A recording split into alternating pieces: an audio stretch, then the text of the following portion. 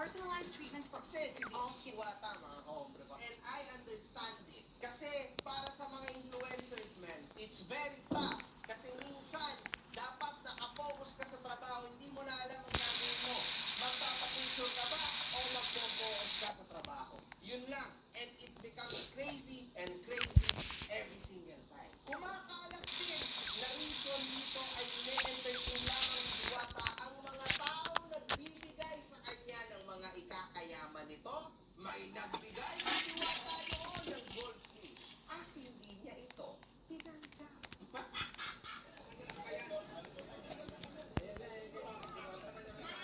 So dito mga kahombre ko, lumalaki na yung ulo ni Diwata. Halata, no? Ang pagtrato ni Diwata sa iba't ibang mga tao ay nakabase na sa pakikinabangan niya. Sapagkat kung mga influencer, celebrity ito, na especially may bigay sa kanya, pinapatuloy niya pa ito sa office niya at pinapakain niya doon. Nandyan po ang biggest mistake sa Diwata. Kumakalat ang isang video kung saan ang Diwata Pares Pasay Branch ay may mga uod na nakakalat sa labas. Grabe kadiri mga kahombre ko. May mga taong nagre-reklamo na rin na mabaho sa lugar ni Diwata. Nagulo yung iba't ibang mga kagamitan dahil sa natamaan ng video. At pagdating din sa food safety ay di pa sigurado kung nakapasa ito. At makikita din natin mga kahombre ko na ang mga pinaglalagyan ng kanilang Diwata Pares, no? Talagang napakarumi. Ayon sa mga criticism na ito, nagagawang hindi tanggapin ito ni Diwata at sinasabi. Hey everyone, my name is Asani Clifford. I am an infidelity recovery specialist and the co-founder of Couples Academy. And I want to talk to you today about the 10 most common mistakes that unfaithful partners make in the recovery process. I think it's very important that we take the time to really listen to what's happening because oftentimes we're doing things and don't realize that we're causing more harm than actually good. We have our own thinking and justifications and rationalizations for the things we do. And we have good intentions sometimes, but as they say, the road to hell has been paved with good intentions. So once you gain a clear understanding and knowledge of how to go about doing the right things, it will significantly aid you. Sabi niya sinisiraan lamang siya ng mga tao.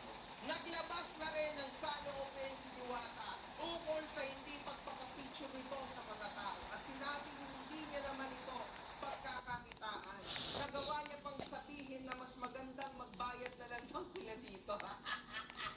Naman, may basher na naman ng account, gumawa na naman ngayon ng ng eksena. Pag naniningil ng picture, 1.5 daw. Pag wala na 1.5, di pwede magpa-picture. May mga pick account na gumagawa ng ganun ngayon. The more na mainis si Diwata, the more na marami kang views. Ganyan po yan ang panahon na yan, mga kahombre ko. Sa kaduluduluhan ay naging pabagsak na si Diwata. At halos lahat ng content na gagawin sa kanya ay ukol sa paglaki na nito ng ulo at pagbagsak niya sa social media. Tulad ng wala nang nakain sa kanya, etc. etc. Arestado si Diwata dahil sa kasong slight physical injuries na isinampa sa kanya noong pang 2018. Hinuli ng Pasay City Police si Diwata noong April 16, 2024 sa kadahilanan nagkaroon ito ng warrant and subpoena. Agad nakalaya rin naman si Diwata pagtapos ito magpiyansa ng halagang 3,000.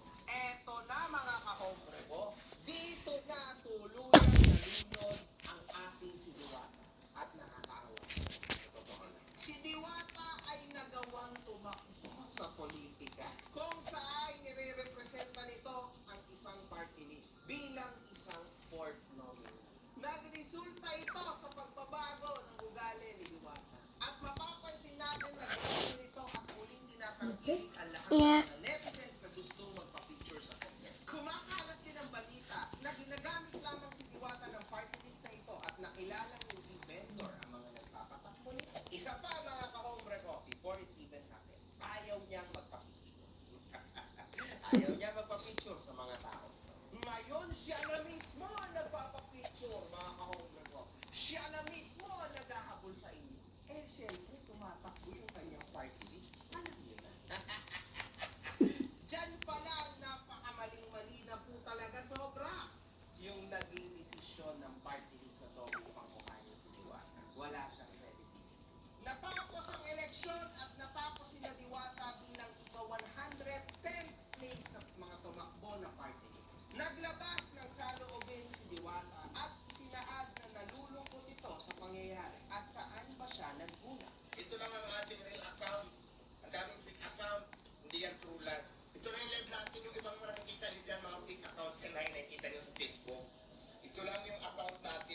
kriminal.